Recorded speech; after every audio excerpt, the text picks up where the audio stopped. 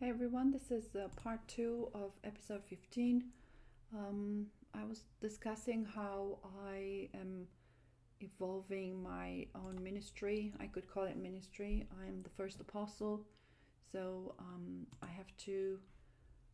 This is a preparation kind of work for me being the true witnesses in the end times. So whatever the Lord is throwing at me right now might not look perfect or might not be exactly how I imagine it, but it's all practice for what's to come. So every time I kind of pass a test, so to speak, and kind of deliver the right stuff, He will give me new cases, new ways of expressing, new body upgrades, and so on. So it's all built from scratch. It's part of my ascension, and everything I do can be mirrored in anyone who is on the same track with the Lord. So I'm just going to continue speaking about me, my case, and then moving on to the next bit. There is some noise going on at the moment. I'm not sure. Right, it's just a motorcycle. Okay. The Lord mentioned today that I should pray in tongues. I have no idea what that means. I'm not the type to make silly noises in any way, shape, or form and pretend it is prayer. So what I know I spoke in tongues once, but I don't call it that. I call it Aramaic, and I had a lot of I don't know how to call it. I brought the energy into the head, so to speak. It's hard to explain it from the bottom up. So it's kind of like doing yoga, but you have to understand what yoga is. You don't do just modern yoga. It's not what I was doing. And I found myself kind of go out of consciousness and come back. But when I came back, I could see clearly. So my eyes were working better because I can't see far away. So the picture was really clear. And I caught myself speak to what I thought was my sister, but it felt like I'm in a different place and not speaking Romanian to her or English, because that's the two languages I know. So that may have been like speaking in tongues, but it's not something I'm controlling, okay? So it's not, I can't pray in tongues. So whoever said that, it doesn't matter. It's not something I do. It's not something I can do. If something comes from the Lord, the body will not be in control if it's not the right resonance. And at the moment, my body is not the correct resonance for that kind of experience, so it's not going to happen. I also noticed that things I don't understand always come to me as an aftermath. A conclusion as if I understand things too late and only in retrospect. So this is me analyzing myself, thinking, when is it going to change? I want things to actually, I want to be on point. I want to know things, let's say, as they happen, not later. Or, I don't like retrospective kind of understanding. I'm not clicking with what I'm supposed to do ahead of time, which I find irritating because that is not knowing, and that was channeled through someone recently as well. So yeah, me doing things in retrospect, understanding later, I don't like it. So I want more. I want to know what I'm doing when I'm doing it, not later. The whole thing feels too unnatural, a process for me to even unnatural a process to me, for me to even consider it. I just had a deja vu as I was typing that, and it was a deja vu inside a deja vu. So it was kind of like a vision inside of my mind. So it's like 3 levels of deja vu. I can be myself, but all that I can help with is what I'm already conscious about, consciously know.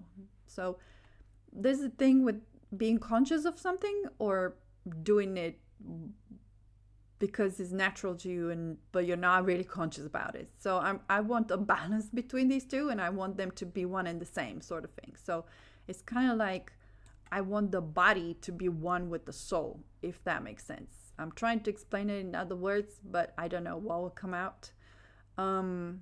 So right now, I'm not my soul.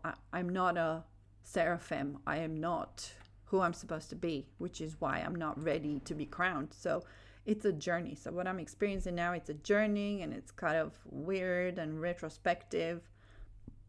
And I want to be there, but I can't be there. Nobody can skip stages, right? I can't know things I don't consciously know, but I can recognize truth from lie based on what I already know, and most people should be able to do that too. I've been observing everybody for the last years, obviously not you personally, but as a general concept, like what people do. And I can tell you that even though they know the truth, or they should know the truth, and they think they know the truth, they still don't apply it. And some people are doing such horrible jobs about it too. This whole process feels like a white room where I am speechless and I'm asked to be a judge of people I don't even know and have their backs at me. I tried to portray it.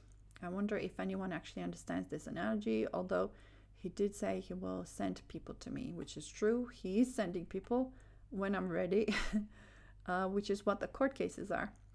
I'm constantly feeling like I'm in between stages, not yet getting it. Things are slipping off my mind. So yeah, it's kind of like in the wrong gear, you could say. It's like getting it, not getting it, or retrospectively getting it, and stuff like that. So I'm all over the place in a way, because what I am is much more than this. The Lord says I'm perfectly qualified to preach the gospel, but I'm not aware of it. I know nothing. I have no words. I can't express it. If I see errors, I can point them out, but there is no one with me. The room could just as well be empty. So I tried to portray it in a picture to kind of show what I'm trying to say. And it's true. I'm the advocate. So what the Lord wants from me is to protect the souls that are on his side, but they're making errors. So I have to mirror them so that they can straighten up and return to him. The problem is that all these people here, they might be talking to Jesus, like the channels on YouTube, but they don't know I exist and their backs are at me. So I'm the one who mirrors. The Lord will try and mirror, but you're so far away from him that you're not connecting with what he's saying, his truth, because it's much deeper than what you can understand. That's why he needs a translator, which is me. So I showed everybody with their backs at me because they're not aware of me, first of all, and whoever I'm meeting will be like a one-off. So the court cases are one-off. I get one, I get to analyze it, I get to look at it, I get to feedback. It doesn't matter what they do or not do, because that's their problem. So after I speak to them, whatever they could take from my conversation with them becomes their problem. It's no longer my problem, if you know what I mean. Okay, next. I need my new life. Yeah, I do. And I'll tell you why. They are...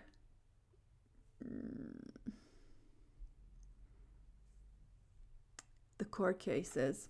I see. Because I split the text.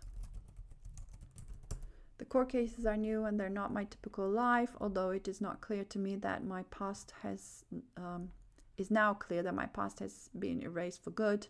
There's nothing left to go back to now.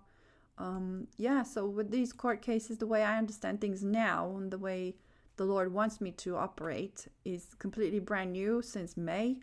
I'd never done this before in this lifetime. I mean, I have, but I wasn't aware of it. I just gave my best to the people I met. But now I'm kind of becoming aware of my impact.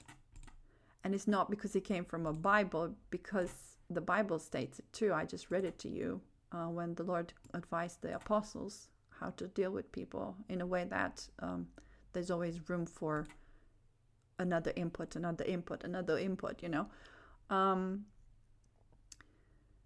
But what I'm trying to say is that I operated with those qualities without knowing their meaning. Like the real meaning, like the deeper meaning, like what was I doing, like knowing my own identity, you know? So it's only now in retrospect, yet again, that I'm finally understanding who I really am, because everything I studied about myself for the last few years was to point out to me that it's me who has to do all the work. So I'm stuck between a rock and a brick wall, which is true. Somebody did mention that from Jesus. It's correct. I still have 5 months rent unpaid. Rent. I still haven't met Joseph. I still haven't moved out of my past. I just received a second paper from court the other day, which was backdated. They do this all the time. It's like they're lying on paper. Yeah, because it arrived on the 13th, but the date on the paper was 9th, you know, a deadline. The 9th was a deadline in the past, you know. I just received a second paper from court, which was backdated and delivered in person with handwriting on the envelope, which means nobody wanted to pay for postage and it had to be done now. It said that I must be out of the flat by the 9th. What's today's 15th, right? I wrote it yesterday, so it's 5 days ago. And that the owner can otherwise apply for bailiffs without another court hearing, which means it'll be faster. The effects are faster. I still don't know what the hold up is. Everything is so backwards. Yeah, why haven't I been scooped out? Because I know that Joseph is supposed to come and pick me up. I have no job. I've not worked in years. The government paid for my living costs and they spent 80 grand on me over 6 years. So yeah. But they wanted me to close my case so I don't ask for money anymore. So I did that because I thought that's what the Lord wants and something will come up. And it's true, because I'm supposed to be rescued like a princess, you know. But he hasn't showed up yet. So probably by the end of the month, something will happen. I need my own space and more guidance. I know that Joseph will help me out because he was in my QHHT hypnosis session back in 2019, which started with him and me holding hands and running in tandem like the wind up a vertical mountain. So that's where everything will start to happen. Not now, it's later. Everything's later. We reached the top and I was happy to stop and admire the view, but he kept on running without me to go down the other side of the mountain. So I don't know what that's about. I don't want to go from the top. That's what I'm waiting for. So yeah, and me pictured in imaginary bedroom that looks pretty cool. All right, 20. And now I have a dream to talk about. It was interesting. It wasn't much. My dream was very short. I was in some woods and I found a little black kitten with blue eyes. Apparently that's me. Me finding me again. I took it home with me because I knew I already had my tomcat, so I thought they would be in good company together. Key symbols. Again, I use Google here because, I don't know, lazy. Well, I don't actually know the symbology, but I can look it up, which is much easier, much quicker, and sometimes it gives me much more information than I expect, which is nice because it kind of gives you like a bigger picture. So yeah, I highly recommend it.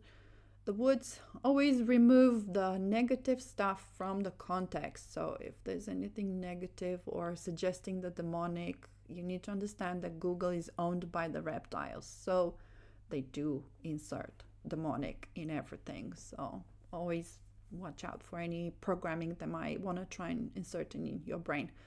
The woods represents your unconscious mind, the unknown, or a period of self-discovery. Finding something here suggests uncovering a hidden part of yourself.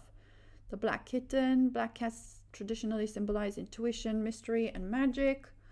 Obviously, that's connected to Mother Mary being portrayed with big black cats. That exists even now. It's on the internet, you can find that. But they would be called goddess something else, not Mother Mary. It would be goddess Ishtar, goddess whatever, you know. But they're all connected to Mother Mary because she's the lion queen, right? The lion tribe from Israel, and obviously Sekhmet from Egypt. It's the same lineage, it's the same concepts, repeated over and over again. So you find Mother Mary as the Lion of Judah in the Bible, but then if you go to Egypt, you can find the statue of Mother Mary in form of a black cat, right? It's all to do with Mother Mary, in case you didn't know. Kitten, so that's Sekhmet, by the way, Sekhmet, if you want to look it up. Kitten represents vulnerability, fresh start, new project, relationship that needs nurturing. Right, that's me. Blue eyes signifies clarity, purity, spiritual awareness. It suggests this new element in your life brings positive, clear intentions. The tomcat represents your current reality, established habits, or existing masculine energy. Bringing it home symbolizes acceptance and integration. You are welcoming a new aspect of yourself into your safe space. Your dreams suggest that you are discovering a new intuitive and vulnerable side of yourself because you felt confident that your existing tomcat would welcome the kitten. It indicates internal harmony, which is cool. You are successfully balancing.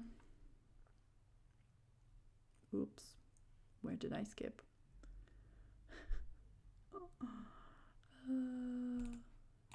Your established protective boundaries with the new gentle beginning. There is no conflict between your past and your future. The dream seems to be linked with the vision I mentioned earlier, the monk closing a door and wearing white pumps. So yeah, and they all happen in the same morning, in the same one. Felt like it's like I woke up with the dream, but I saw the vision at the same time, which is weird because they're completely opposites, right? But my mind was able to process two things at the same time, which is new, which is always interesting. So what did I do with this picture? Building a mansion of grid, and it will not be exactly this style, but it will be big. It will have 10 bedrooms on the first 2 floors, I think, and there'll be underground bunker, food storage, lab, all sorts of things. Biochemistry lab, by the way, because I'm also a doctor, but a healing doctor, which means with knowledge from the Lord, not reptilian doctor, which is just salesman of drugs that kill people. Okay. Swimming pool. I'm gonna have one because I'm a swimmer and I was in the National Olympics as well. So yeah. And just portraying the little kitty cat. It's not exactly how I saw it in my dream. It was literally in woods. It was kind of like, you know how it's kind of darker in the woods. I was not on the edge or anything. It was like proper woods. But the AI gave me what it gave me, and I asked for a French Riviera mansion, and that's what it gave me. It gave me literally the French Riviera. So I thought, I'll take it. No worries. I can work with that. I always have to dress up the characters because they end up half naked or whatever, showing chest and things, and I have to add colors and cover chest and all that. So I'm constantly instructing the AI to do the same thing over and over and over again. Otherwise, it will just give me stuff I don't want to show to people. I don't know. Hope you like it. I have fun with these ones. I left my hair pink because it's a cute color. I don't have pink hair. Next. Right, so this one's a matrix reading exercise. I was looking at the box that my current microphone, which is the 5th one I'm trying, came in. And I just looked at the text and kind of interpreted. So this is the kind of stuff you can do for yourself. Whatever you look at or whatever the Lord draws your eyes towards, just analyze it from whatever symbolisms you can think of, or Google it or whatever. Just add something to it, because sometimes the Lord will just point out something to you to kind of link with something else. So everything's kind of has to be link, kind of like in the brain, you know, when you have your neural network. So yeah. So it said solo cast to microphone. So casting on my own, solo, that means on your own. Net throwing, so that's casting a spell or casting obviously casting a spell is not a positive thing. It's like black magic. You don't want to be working with that. But when you're casting, you can cast a net as well. So, or if you're if you're knitting, you're casting to start the project. You're casting onto the needles, right? I didn't even think of it until now. So it's kind of like restarting a project or starting something new. So again, it connects with the vision I just talked about. Net throwing to catch fish or catch souls. Fish/souls, I could say. 2 bodies, 1 soul, because 2, it was kind of hinting at the fact that I have 2 bodies in this lifetime. So Jesus too, because he's my clone, but he's not here yet. But my husband is here, so Joseph and myself, that's 2 bodies, 1 soul. And there'll be 3 of us soon, the perfect family, when Jesus arrives, which is 2 decades from now. And then it said mic or mic, microphone, having a voice to speak the truth, etymology of the word, instrument for augmenting a small voice or sound and making it louder. So yeah, it was interesting. So it's all about me and what I'm doing for the Lord in a nutshell. Right, next one. Oh yes, I asked AI to kind of create an image with all the writing I had. You could say that's Jesus and Joseph, but obviously we're kind of like brothers, nothing else going on. I haven't even met him yet, I'm still waiting. And then here,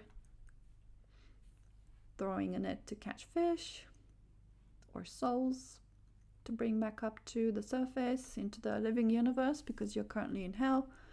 2 bodies, 1 soul. They created this infinity thing. I don't know what it's supposed to mean. Obviously for me it can mean something. It means that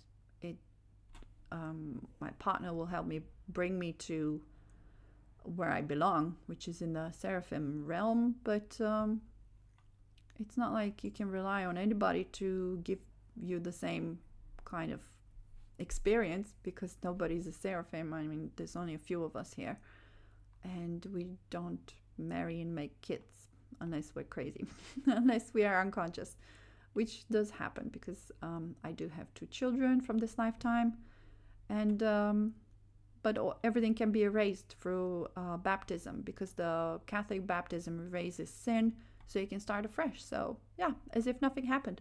And my memory will be erased. I will not remember anything I've experienced so far because it's not relevant for the plan of salvation. It's not relevant for what I came here to do. Next. All right. Process of going beyond the veil, which is more interesting now, which is what I was hinting at a second ago. I was told that I will wake up and forget everything because I'm not here to know any human way. And that was received through Pamela Ireland on January 2019. Pamela is still trying her best to channel, but she's not getting it right very well because it can be quite complex. The more I analyzed channelers for the last 2 months, I understood why they're not getting it right, why they can interpret things in demonic ways, because they're not grounded. To be grounded means to be baptized and to study the actual Davidic core beliefs, the Davidic dynasty, the Lord's messages. So yeah, Bible, being baptized, Catholic, and so on, it's all coming back to the same problem. So when people are not baptized and they're not studying the belief, the true belief in God, they interpret messages wrong, and it happens all the time. The Lord speaks to me through anyone and everyone, including the reptiles, but they have a habit of distorting the message in their attempt to hide the truth, which they do all the time, by the way, but I can still see through it. Most people do not, or do not see the whole truth. They might see a little something. And he said that he will show me his face and will take me beyond the veil so I can be upgraded with important information faster. Right, so I knew that, but when I heard it this way, I found it more interesting because it connected with things I already knew that I kind of forgot because I've been researching so much that sometimes I feel like I'm forgetting things and I don't know where I'm going, but it's all part of the bigger picture and it's happening as it should be. So yeah. And this is just a picture of me waking up not knowing anything. So yeah, it's kind of like, hey, here I am looking pretty, but I have no idea who I am. Right? Absorbing God's light. The process was explained for the channeling I came across, and it's correct because I've already experienced it in a past life. So it was a confirmation for me that yes, they are speaking the truth, but they're not understanding it. It's just me who understands it all, which is funny. So there will be like very high fever, absorbing Lord's light, DNA activation. I experienced this super high fever in past lives, both as Saint Francis of Assisi. You can find more info in Brother Sun Sister Moon movie, but that's not enough. It's like just touching on his lifetime. So, but it's still interesting, and it does show him in bed with fever, as well as Saint Padre Pio. I read this fact in his biography. It's one of the biographies because I'm sure there are many. Some of them are probably much worse than the one I read. The one I read was very informative. I couldn't believe the stuff I was learning. And that's my past life. So you can imagine finding out that you can walk through walls and fix people, even though it's not fixable and stuff like that, impossible things. So I already discussed these 2 lifetimes because they're part of my mission to bring the Catholic Church back to how it should be. So it's a revival. It's me. It's done for me. So these 2 past lives were symbolic of the 2 of the Lord's 3 footprints in the sand he made for me, which are the 3 times Peter denied the Lord, 3 times the Catholic Church will wobble. The new Earth timeline has to be fixed, mended by me and the true church as well, to be brought into balance through my redeeming work. So I am the co-redeemer. So yes, I do redeem. My work is to redeem. So I'm just like the Lord, except I'm not God, right? I'm just his most evolved creature. So I get to do very similar things as he does, if not identical. I'm the co-redeemer, the Eucharistic revival. And that's because somebody mentioned it and I thought, wow, Eucharistic revival, that sounds so cool. It's literally bringing Jesus back to people because they forgot what life is about. That's what it means. And the Eucharist is there as a genetic upgrade, and you can see it on this on the right side, the wafer that you cannot buy from anywhere. You have to actually go to the church, Catholic Church, to have it blessed by the Holy Spirit through a Catholic priest. So do not confuse yourselves with not going to be baptized Catholic, or not going to the confession with a Catholic priest, or not taking the Eucharist because you can buy it from a shop. Right? These are all fake ideas that you need to make sure you are not subjecting yourself to or promoting it to others, because they are very grave sins. 24. My vine will grow on you. It's something he said to me recently. I did mention it before in a previous video. I'm looking forward to this extreme process of ascension. I know from biology and life in general that when people have fever, they don't really eat much, which is true because it was recorded. Saint Padre Pio went through the upgrade process for about 7 whole years, which is a long time. Hopefully it'll be quicker this time. And he was in bed most of the time, and his fever used to go beyond 50 degrees Celsius. And if you think that's not possible, guess again. But it has to be done by the Lord, because the Lord is the one who compensates, and the Lord is the one who makes sure that you are without sin, because if you have sin and you have high temperature, you can die, because the body will not mutate correctly, okay? It will mutate in the wrong direction and kill you. Okay, the doctors were considering reaching 50. Impossible. Obviously, he was a saint. He wasn't just anybody. He was a seraphim. So that's a completely different kind of biology. We look the same like you, but we do not operate on the same realm. He didn't eat because his stomach couldn't take it. He used to throw up everything he ate. The only thing he could live off was a bit of milk. I guess the soft tissue will be sensitive, plus the Lord is in charge and aware of it and knows what needs doing. I expect he went through the same process while in the desert for 40 days. Yeah, it was a thought. I was typing that, and it just brought me back to Jesus being in the desert. So I thought maybe that's what happened. Maybe that's what he needed. He needed to not just slim back down, not eating for days, fasting, but also have very high fever to upgrade the body to be ready for resurrection. Okay. Peel was not resurrected. So his 7-year preparation was not for the same reason. It was for embodying a higher light, to be a seraphim on earth, right? But the Lord actually went through the same process to resurrect, right? Which is even more evolved, way beyond. And this will happen to me as well, because I am the two witnesses in the end times, so I will be killed. And although I thought to myself, I want to be cut in pieces with the swords by the Nephilim, I think what's going to happen is I will be shot with one bullet straight in the heart, because that will be easier to fix. So the heart will be fixed, and that will resurrect me. That was yet another thought from yesterday, because the more cuts and breakages you have in the body, the longer it takes to be resurrected. So it's not going to be like 3 days. And it took me back to the Lord being,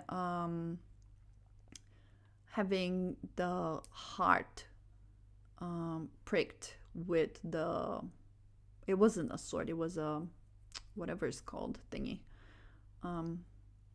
They were checking to see if he's dead, and he was dead. But anyway, because when the Eucharist, miracles of the Eucharist, if you've ever come across it, sometimes the Eucharist turns into flesh and blood, and it was analyzed in laboratories, but it was sent so that people didn't know what it was and what it could be. They were just asked to analyze it and say what it is, and it said it's an AB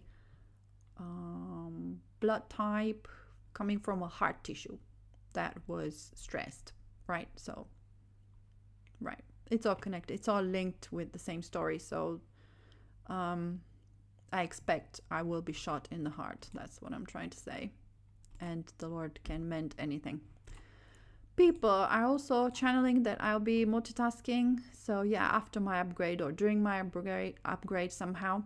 So perhaps I won't be as knocked out as Pio was, unless those activities come after the upgrade. It's hard to know, because the messages the world receives are in a quantum state, and they're even more confused than I am, which is very true. My sister was shown the future covering 2029, the rapture flood at the end of the year, as well as a bit of 2030. I memorized everything she said. She definitely mentioned that I looked younger. That's happening because of the body upgrade. So some major changes will take place in my body in the next 3.5 years, which is cool. Can't wait. It is clear that the Lord will reverse aging for me by having me absorb his light, which is healing also, right? Light is healing. Some think this is to be kept secret, but it is already published in Pio's biography. So what I was saying is that the process has been published. Obviously, nobody knew what he was thinking or what information he was given. Maybe that is a secret. Perhaps the information I will receive is private, which makes sense, because it's to do with how I'm doing things. It's just for the seraphims, ears, and dealing with each soul is private as well, because some people might find it intrusive for me to even know them from inside, which is true, because when I found that I can actually read souls and I can know everything they're hiding, all their lies and all of the deception and filth and sins. I thought this is so, well, it's powerful indeed, but it's like, do I want to know? Do I want to be sneaking inside people to know their timelines? And unfortunately, as the Queen of Heaven, there's no choice about it. I have to know what you're hiding there. Otherwise, I can't tell you to straighten up, There is so much to know. I'm constantly going down rabbit holes for days on end to then come back out and still feel like I know nothing, which is true. Whoops, did I just skip around? 25. Effects of the DNA upgrade. What? I skipped a few pictures. Wait. So I did not create the picture for this. Sorry. The Immaculate Heart rules the Immaculate Kingdom is something that came to my mind as I was listening to somebody say that my heart is designed to rule the kingdom or something like that. Yeah. And then I just pointed out that I'm the Immaculate Heart and that the Lord wishes for an Immaculate Kingdom. So only the one who is able to match him can actually help create that. Right, my computer's gonna die soon. Okay. Ran out of electricity as well, so I need to finish this quickly. The divine union between me and the Lord will create a Merkaba fire of purification, which will help mutate my body faster. Symbolized by the middle rod of the CADUCEUS, discussed in a previous episode. This DNA upgrade will embed into me new pure information straight from the Lord, which will help fulfill his plan of salvation in good time. So yeah, very important. You will put fire in their bellies. Yet another quote from the Lord, because he describes me. He's trying to place people in that kind of atmosphere of what I'm about to be doing. It means that I will inspire people with a strong determination, ambition, and an intense drive to succeed through deep passion, energy, and emotional stamina. So yeah, it's just kind of like guiding people out of the hole. Igniting ambition, filling someone with desire to achieve massive goals, building resilience, creating a powerful drive to push past obstacles, stoking passion, turning passive or apathic behavior into fierce enthusiasm. That applies to me, so because that's where I'm coming from. So yeah, every detail matters. This one, I didn't know how to portray it, so I gave it to the AI and it made this, and I thought, wow, this is so cool. To love you is to know you, says the mirror of the world, which is me. I had this in mind. I said it to somebody who was pretending that they love me and they're telling me how, I don't know, they appreciate me or something, but they're fake Christians, so I don't believe their words. But I memorized what I said to her. To love me is to know me. And I was trying to point out the fact that she knows nothing about me. So why would you say you love me? Americans say I love you, but they actually haven't got a clue what love is. Okay. And this is a quote from Jeremiah. The Lord is speaking. I have loved you with an everlasting love. I have drawn you with unfailing kindness. So I thought that was so cool. And I placed a mirror here because this is what happens between the perfect spirit and the soul, the creature. The Lord is always trying to pull you towards him, like you're going through a portal sort of thing, So yeah, I thought that was quite a cool analogy, having a mirror. I couldn't have thought of it, but it came out really cool. I like it, so I kept it. Egyptian blue lotus. I was trying to explain more about Mother Mary's identity, where she's coming from, who she really is. And I have a talk on more about this in the next video. I keep finding out more topics, but yeah, I have to make it as short as possible so I can actually feed it to you in one episode. So I split after this one. I split the episode because it was about twice as much writing. So Lord's love for his mother is infinite because she is the first tear shed for a fallen race and the first creature to agree to descend into hell to save them together with him.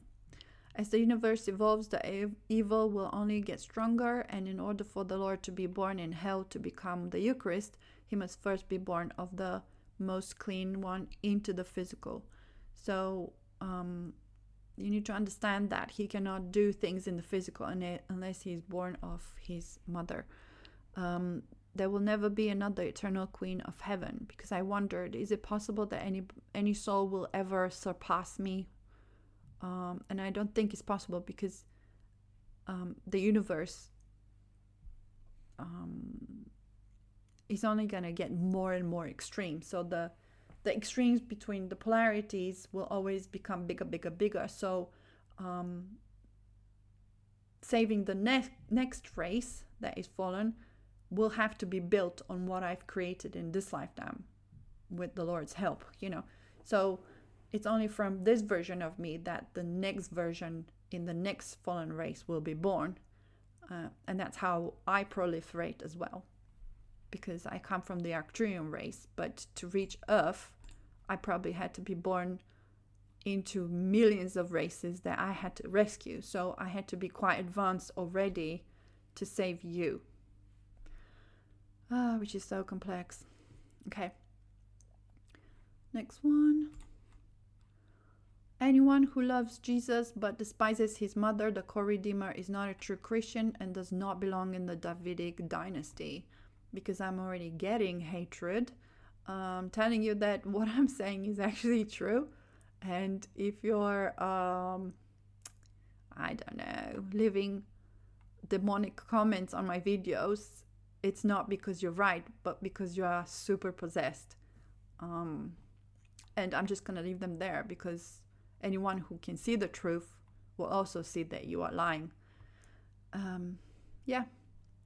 So I was just showing you the lotus because the Egyptians actually understood what it meant, but people of today do not. And that's Mother Mary. It's symbolism for Mother Mary. More than a flower, timeless reminder of our connection to nature, spirituality, and the cycles of life. In other words, Jesus.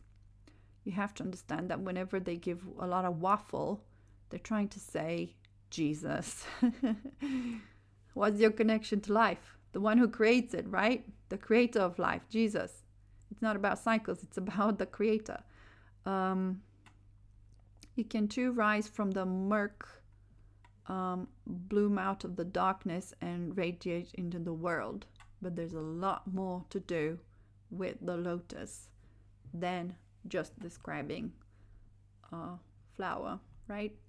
So you have to really go deep and to know that it was associated with Mother Mary.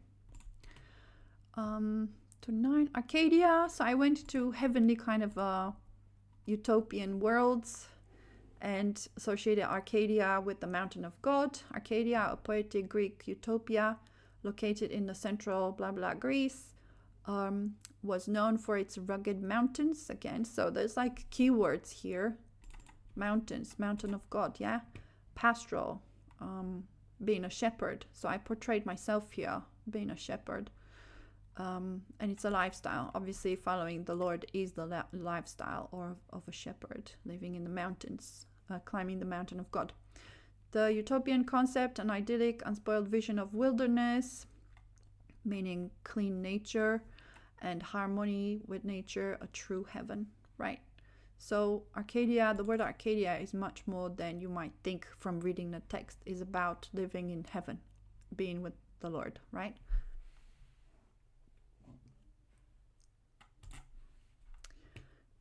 Arcadia, reinvented lifestyle. So people are talking about Arcadia from yet another perspective nowadays, making it more modern, removing the Lord from the picture again.